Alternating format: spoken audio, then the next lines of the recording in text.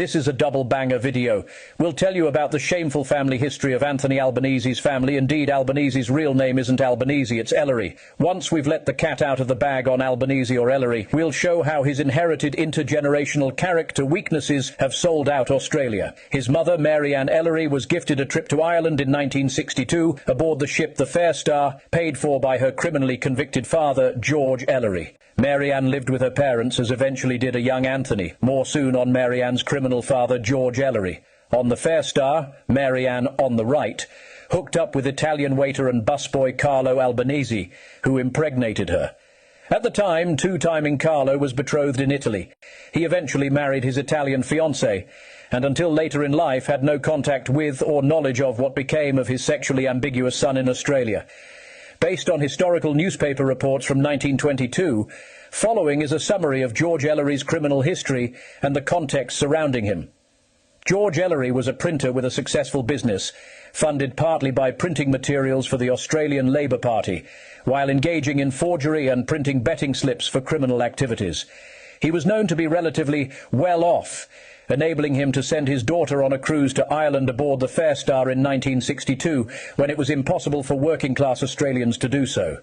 George Ellery, 37, was involved in two separate fraudulent schemes to accumulate his wealth while working-class Australians struggled. Ellery was implicated in a fake medicine labels conspiracy in 1922. He was charged with conspiracy to defraud and in possession of 40 forged trademark blocks. A trademark block, often called a printing block or trademark block, is a physical tool used in traditional printing to reproduce a trademark, logo, or design. In the pre-digital era of the 1920s, trademark blocks were essential for commercial printing. Forgery required expert skill to carve accurate imposter copies of existing trademarks. Counterfeiters like Ellery exploited these blocks to produce fake labels at scale, undermining trust in known brands and defrauding businesses like the Sydney Importing Company, which imported trusted branded medicines. Being an imposter runs in Anthony Ellery Albanese's family. If you want to look up the Ellery case and co-conspirators, do so by the names of Raymond Kellick, 23, taxi driver, George Ellery, 37, printer, Sidney Dunn, 38, chemist, Francis Thompson, 32, business manager, William Anderson, 50, and Matthew Royal, 37, traveller. All were charged in a 1922 Sydney court for manufacturing and selling counterfeit patent medicines. Ellery admitted to printing 65,000 fake labels and possessing 40 forged trademark blocks. This was no small-scale operation. It produced huge profits, like drug dealers rake in today. Mary Ann's cruise to Ireland is hardly what poor families did at the time. The Ellerys were a family of means. The Ellery gang supplied wholesale dealers with spurious medicines, including defrauding the Sydney Importing Company. The case involved 50 witnesses. Ellery faced 3 charges, while others were charged with fraud, trademark forgery, and sales of bogus drugs. Ellery also produced fake betting cards, resulting in subsequent criminal convictions. He wouldn't have been above printing fake election voting ballots for the Labor Party. His Labor Party connections likely shielded him from other crimes and lasting reputational damage. The Ellery family flair was passed on to his grandson, Anthony. Anthony Ellery Albanese is a fake. His mother came from a relatively prosperous family that had lived off the proceeds of crime. George Ellery was raking in big money as a crim. He didn't need to live in public housing with his wife and daughter Mary Ann. It was a matter of choice and convenience, not abject poverty, as Prime Minister Anthony Albanese likes to peddle in pursuit of the politics of pity. Albanese has a fake name, not congruent with his birth name. Does he call himself Albanese to cover up the shame of his grandfather George Ellery's repeated criminality, or to bond with a philandering Romeo-Italian father who never lived in Australia and who didn't want him? Now look, is the grandson guilty for the sins of his grandfather or the poor judgment of his loose mother? The answer is absolutely not. However, as the old saying goes, the apple doesn't fall far from the tree, and you can't escape the destiny of your DNA. When Albanese engages in misdirection or equivocates, we must ask, is it the character of old George Ellery or the poor judgment of Mary Ann Ellery we're witnessing? For example, Anthony Albanese was told by federal police and ASIO that so-called anti-Semitic attacks in Australia were being committed by a foreign actor. It was Israel's secret intelligence agency, Mossad, who was behind the staged attacks in Australia. It was Jews attacking their own to paint Australians as virulently anti-Jew, aiming to sway Australia's foreign policy to favour Israel by strangling Australians' anti-Israel opposition to Israel's genocide in Gaza. Israel's Prime Minister Benjamin Netanyahu, who has been indicted by the International Criminal Court, took to X posting Australians are anti-Semitic, and Anthony Albanese was doing nothing about it. He was shaming Australia for what he himself had green-lighted Mossad to do in Australia. The chutzpah of the man knows no boundaries, as tens of thousands of dead Palestinian mothers and children have experienced. Anthony Albanese knew the truth about Israel's Mossad. He was told by the federal police and ASIO he didn't have the guts to call out Benjamin Netanyahu for committing acts of terrorism in Australia. So what did he do? Instead of publicly unmasking the Jews and Israel, he cowered and grovelled before rich and powerful Jews in Australia. He then stripped Australians of free speech as directed, quickly enacting odious hate speech laws, mandating mandatory 6-year prison terms for criticism of Jews who support and finance Israel's crimes against humanity. As cover, he said, it was for all minorities in Australia, despite existing narrower, targeted, specific legislation with clear definitions. The new laws are purposely vague to specifically suit Jews and Israel. At least old George Ellery owned up to his mischief in Dobbed and his co-conspirators. His grandson did no such thing in the great anti-Semitism scam. Instead, he doubled down and persecuted the victims, the Australian people. Anthony Albanese took away their free speech ability to call out Jewish mischief and menace. This happens all too often in Australia as the media covers for Jews, as it did during the recent manufactured anti-Semitism hysteria, helped and fueled by a corrupt Jew-captured Australian media that covers for Jewish mischief and Israeli menace. Most Australians don't even know one of the 2 Jewish owners who bought the New York World Trade Center towers weeks before they were demolished on 9/11/2001 was an Australian Jew, Frank Lowy, founder of the Westfield shopping centre empire.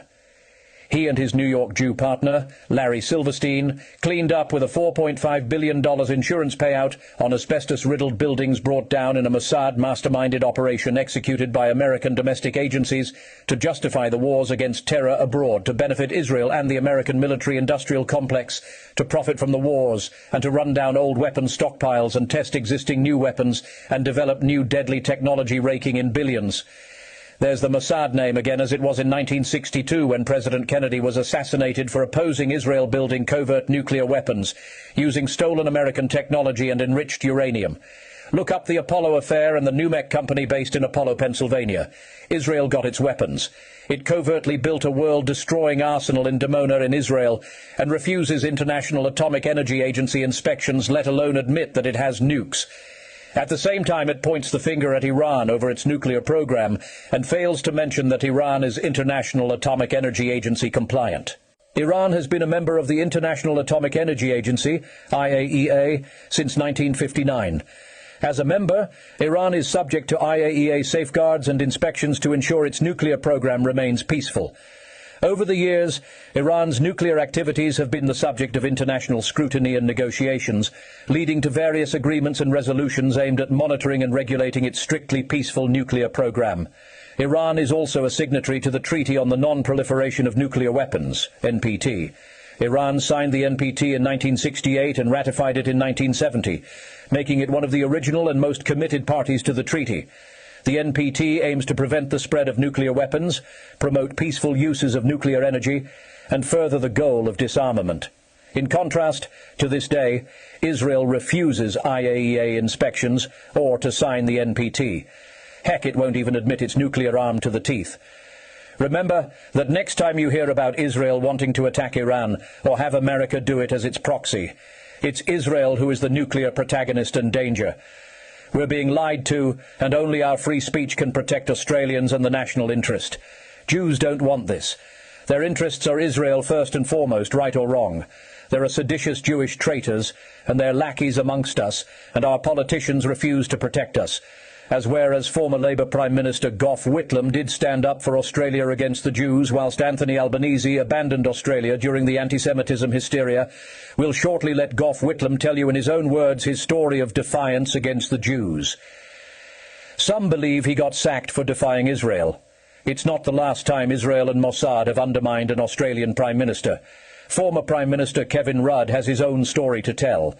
What have Australian Prime Ministers and the Jew vassal media said about Israel's blatant hypocrisy potentially driving us to World War III? They're saying nothing. How can that be? Thanks to Albanese's vague hate speech laws to favour Jews, you could go to jail for a mandatory 6 years if you say Jews have captured Australia's politicians, its foreign policy and the media. Anthony Albanese must come clean if he wants to be re-elected as Prime Minister. He must tell us about Mossad's involvement in Australia. George Ellery squealed when caught. Anthony Albanese should too. Or is Australia to be delivered into the arms of Jewish blackmailers who have the goods on Anthony Albanese? At least former Labour Prime Minister Gough Whitlam had the resolve to stand up to the Jews when they tried to blackmail him to capture Australia's foreign policy. We already know Peter Dutton is fully owned by the Jewish lobby. In July 2024, powerful Melbourne Jews took Dutton on an all-expenses-paid junket to Israel to meet Israeli power brokers, promising Jewish support from Australia's mere 120,000 Jews. Jewish political donor money makes up for the lack of a large or meaningful voting bloc in Australia. The numerous Jewish front organisations with pompous names and few members seek to amplify and project electoral voting influence beyond their small, insignificant numbers. What they don't have in votes, they have in billions of dollars from rich Australian Jews who bully the media and buy, bribe or blackmail politicians. These disloyal Australian Jews are loyal to Israel first. They're a menace to Australia despite recent foreign interference legislation introduced in recent years to stop them, and is yet to be used against them. The Dutton junket was in breach of the legislation in influencing Australian politicians. The legislation must immediately be used to protect Australia's national interests and security from foreign capture by disloyal, seditious Jews inside Australia who work with Israel and Mossad to commit crimes in Australia, such as when Mossad forged Australian passports to commit assassinations abroad. They did it during the prime ministerships of John Howard and Kevin Rudd. When Mossad was caught, Australian Jews squealed anti-Semitism. It's a weaponised term Jews regularly use against their enemies or anyone they don't like or agree with, or against anyone who criticises Israel. Now let's watch former Prime Minister Gough Whitlam retell the Jewish blackmail attempt during his tenure. The occasion you're about to see is a Canberra press conference in 1979 upon the release of Whitlam's biography, The Facts of the Matter. It's precisely what we've detailed here and what you need to know. The facts of the matter as they relate to the chameleon Anthony Albanese, or more correctly, Anthony Ellery. On page 125 in your discussion of international affairs, you have a reference to Australia's role in the Security Council of the United Nations during the 1973 Middle East War. Yeah. And you say there that Sir Lawrence McIntyre was president of the Security Council when the war broke out, and you say that political pressure and even blackmail was brought to bear on you and your government, but despite that you gave him every support. What was the blackmail? How was it exercised, and who was responsible for it? The blackmail was exercised by some heroes in the Australian Jewish community on the other side of the world from the hostilities, that we should support Israel in the dispute between Israel and its neighbours. And of course my government at least pursued the expressed policy of all Australian governments to be neutral in those disputes and to take all steps available to Australia in resolving those disputes. And it would have been an appalling thing for us to come down on the side of, on one side, at the time that an Australian was in the key position of President of the Security Council. Now, if I may enlarge on this, since then, people in Australia should realise that there are now as many Arabs as Jews in Australia. There are as many Muslims as Jews. And we want everybody in Australia, of whatever racial origin, of whatever religious persuasion, to live in harmony and fruitful cooperation in this country of their adoption or their birth. And we... Bob Carr was Australia's Foreign Minister for just a year and a half, but the Labor heavyweight found enough material to write a 500-page book on his time in the job. In the Diary of a Foreign Minister, Bob Carr details what he sees as some of the biggest problems in Australian politics. He singled out the Israeli lobby, saying its influence on Australian politics has reached an unhealthy level. Let's go to the book. The strongest criticism of all in the book is aimed at the Melbourne Jewish lobby. What's wrong with the way that group operates? Well, the important point about a diary of a foreign minister is that you shine light on areas of government that are otherwise in darkness. And the influence of lobby groups is one of those areas. And what I've done is to spell out how the extremely conservative instincts of the pro-Israel lobby in Melbourne was exercised through the then Prime Minister's office. The Jewish lobby, they have power. I often have contemplated, why did Bob Carr ever flip? Why did that former New South Wales Labor Premier flip? From his ironclad support for Israel at Labor conferences, no one spoke with greater passion and conviction and effectiveness than Bob Carr, but he flipped, I think. He flipped, I think, on the basis that perhaps the lobby exercises too much power. And there are, funding mechanisms and media influence they bring to bear that's not necessarily in the public interest. Kevin Rudd recounts a meeting with Melbourne lawyer and Jewish lobbyist and political power broker Mark Liebler, who since 1996 has been the national chairman of AJAC, the Australia, Israel and Jewish Affairs Council. The meeting was a dinner at the Lodge, the Prime Minister's official residence in Canberra. This is what Kevin Rudd says happened after he rebuked Israel over the passport and assassinations matter, and he attracted the ire of the Jewish lobby. Now let's hear what happened at that Lodge dinner between Mark Liebler and Kevin Rudd and his advisers. 3 weeks after this dinner, Kevin Rudd was no longer Prime Minister. Julia Gillard replaced him. The dinner was a political kiss of death for Rudd. In 2010, Kevin Rudd expelled from Australia Israeli Mossad security and spying agents for forging Australian passports to carry out assassinations. Rudd recalls what precipitated his political demise. According to now explosive revelations by Kevin Rudd, who is now Australia's ambassador in Washington, Jews threatened him at the Lodge in Canberra. Following is what Kevin Rudd says occurred at the 2010 Lodge dinner. Out of respect for my parliamentary colleagues, I suggested that we invite leading members of the Jewish community to the Lodge for dinner to discuss the matter further. The dinner was held on the 3rd of June, and I remember the evening well. I sat there politely as Mark Liebler berated me for having committed such a hostile act. I found this remarkable, as I had been a strong defender of the State of Israel from the earliest days of my diplomatic career, and had always been a vigorous campaigner against all forms of anti-Semitism. And for Liebler to attack the democratically elected Prime Minister of his country as he sought to argue the interests of another country was beyond the pale. You do realize that this is Israel's second offence? I said. What do you mean? He asked. They did exactly the same under Howard, got a gentle rap over the knuckles, and promised never to do it again. Liebler looked stunned. I don't believe you. Then why don't you sit down with the head of Foreign Affairs, who is the former head of ACO, and I'll authorize him to brief you on exactly what has happened here. I countered. I think you'll find that our response to Israel's actions has been entirely reasonable under the circumstances. Liebler still stared at me in disbelief. And then disbelief turned to anger. Apropos of nothing, he said, Julia is looking very good in the public eye these days, Prime Minister. She's performing very strongly. She's a great friend of Israel, but you shouldn't be anxious about her, should you, Prime Minister?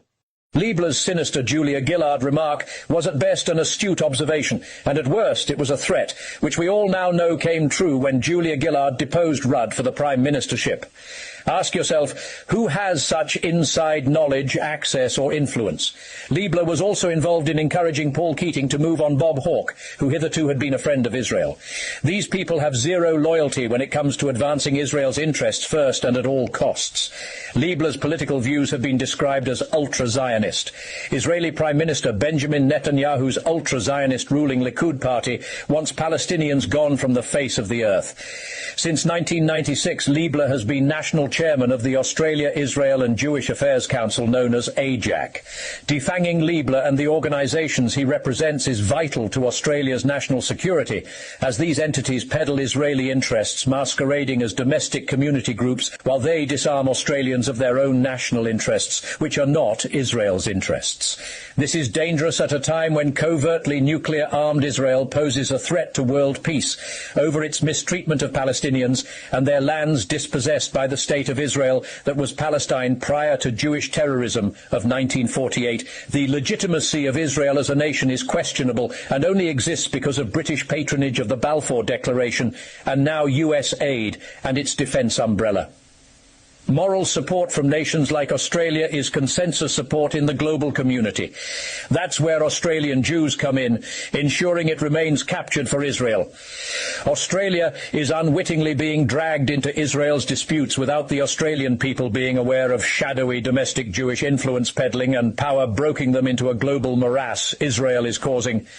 This influence extends to removing ministers and prime ministers deemed not to unequivocally support Israel. Liebler publicly criticised the Australian Labour Party's stance toward Israeli settlements and the diplomatic status of Palestine, notably conflicting in public in 2014 with Australia's then Foreign Minister Bob Carr, who was critical of Liebler. Carr became another political victim of the Jewish lobby. Alongside his chairmanship of AJAC, Liebler is life chairman of the United Israel Appeal of Australia and governor of the Australia-Israel Chamber of Commerce. He is also a patron of the Victorian chapter of the Australian Friends of Tel Aviv University. Liebler served for 10 years as president of the Zionist Federation of Australia and for 6 years as president of the United Israel Appeal of Australia. Liebler is a past chair of the World Board of Trustees of Keren Hayesud United Israel Appeal. He serves on the executive of the Jewish Agency for Israel and holds office as a governor of Tel Aviv University. Jewish interests operating within Australia for Israel covertly have power and influence to shape and guide Australia's foreign policy for Israel at best, and at worst for Australia to remain silent to placate and appease Muslims in a multicultural Australia. We all know silence is consent. That consent condones the land dispossession and genocide of Palestinians by Israel.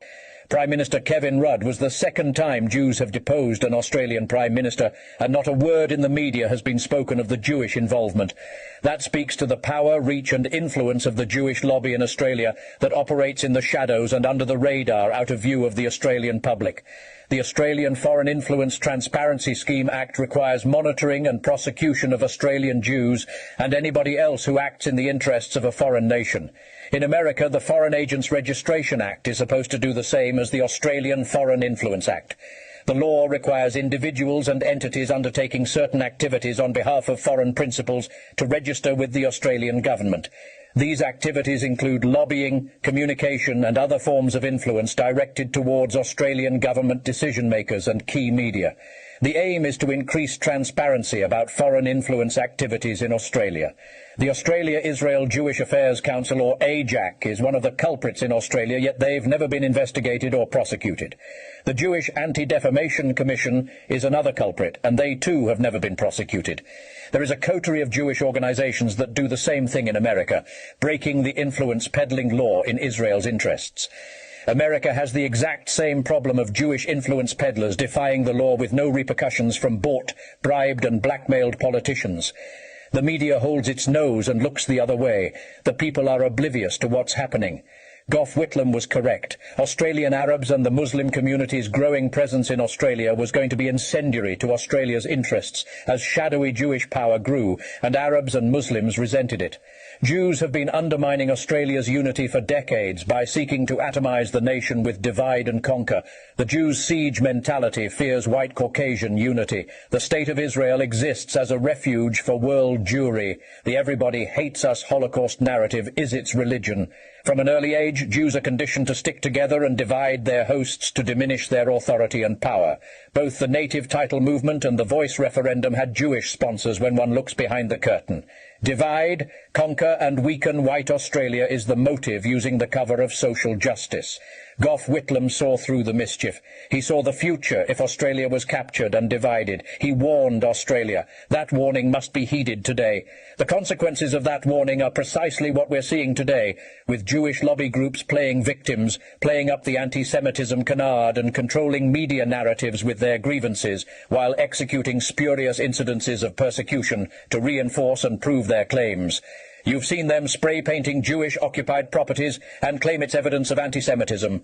Australians are now awakening to the ruse and Jewish mischief and menace. Jews must not be allowed to hijack the domestic policy process through blackmail and influence peddling by well-known Jewish mischief-maker power brokers. Australia's sovereignty and independence is at stake. It's the same for America. More importantly, Gough Whitlam's social cohesion warning must be at the forefront of any misplaced government support for Israel. It will create problems in Australia. It's the same in America. We're now awake. Spread what you now know to friends, colleagues and family to make the invisible visible. Only then can something be done about the Jewish menace in our midst and undermining of Australian sovereignty by a clique of rich, connected and organised, seditious, treacherous traitors masquerading as seemingly integrated Australians who in fact never integrate and are loyal to Israel first. They're so loyal to Israel that they'll overthrow elected prime ministers in Israel's interests. No doubt they'd even use forged Australian passports to assassinate Australian leaders if they thought they could get away with it, as they've done abroad. Whitlam was correct by pejoratively calling them out as heroes of the Australian Jewish community. Calling someone a hero pejoratively means to use the term sarcastically or ironically, implying that the person's actions were not actually heroic, but motivated by self-interest, incompetence, or other negative traits.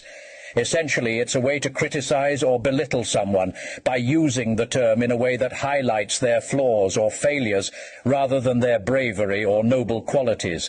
That's what Whitlam was saying as he knew of the Jewish attack dogs, which would hurl anti-Semitism slurs at him if he was direct and blunt, so he used sarcasm, which Whitlam was known for.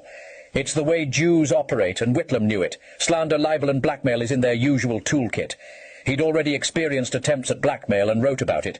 Ask yourself why you've never heard of any of this in the Australian media. Why isn't it talked about? It's because of money and power.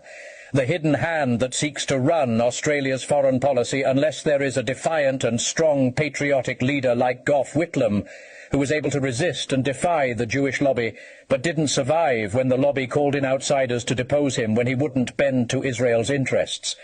It was a coup, and not a royal decree, that had Whitlam dismissed as Prime Minister. To his dying day in 2014, he believed it to be a conspiratorial coup. He didn't probably understand the full extent of those involved, and blamed the executioner, the Australian Governor-General, John Kerr, who did the bidding of unseen hands which saw Malcolm Fraser become Prime Minister.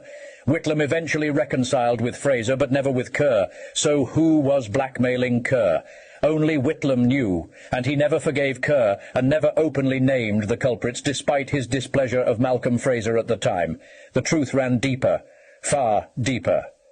You can read the truth of this matter in Gough Whitlam's 1979 recount of his prime ministership, which he mindfully entitled The Truth of the Matter. In the book's title is the word truth, for it's what you've just seen and heard as told by Whitlam himself. He never named specific names when asked the press conference question you saw earlier. The closest he came was to call them heroes. They got what they wanted with the demise of the uncontrollable Whitlam, who wouldn't be bought, bribed or blackmailed. Assassination was out of the question by the same people who had been used on President Kennedy, who was about to cut off Israel for developing covert nuclear weapons using stolen American technology and material. This was an existential threat to Israel. Kennedy had to go. Mossad did the bidding of then Israeli Prime Minister Ben Gurion. Mossad partnered with rogue elements in the CIA, and Kennedy was liquidated. Whitlam wasn't liquidated, but he was nevertheless removed. It's time was the election slogan Gough used to sweep into power in 1972. It's now time for Australia to wake up to ensure it doesn't become a captured nation by Jews for the rogue state of Israel. For this is what's happened to America. Seditious Jews have been lying and scheming for decades. We're not going to take it anymore. We're now fully awake and aware of their mischief and menace.